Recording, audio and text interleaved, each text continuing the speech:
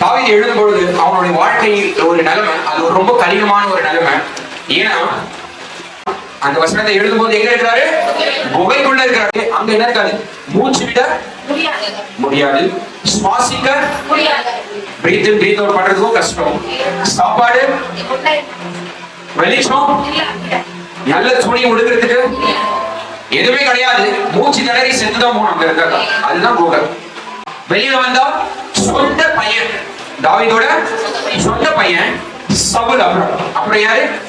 ரெண்டு பேரும் கொல்றதுக்கு காத்துட்டு இருக்காங்க. உள்ள இருந்தா மூச்சு திணறி என்ன பண்ணிடணும்? செத்து போயிடணும்.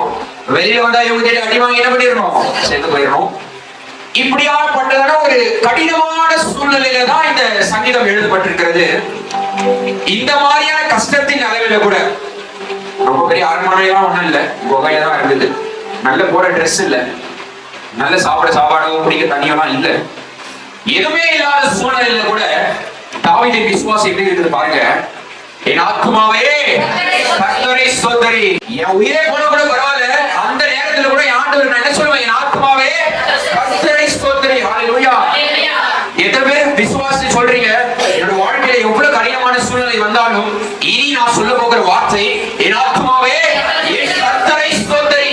ஏன்னா தாவீதுக்கு அந்த இடத்துல தப்பிச்சு போகவும் வழி இல்ல, வாழ்றதுக்கும் வழி இல்ல, ஒரே நிலைமை சாகணும்.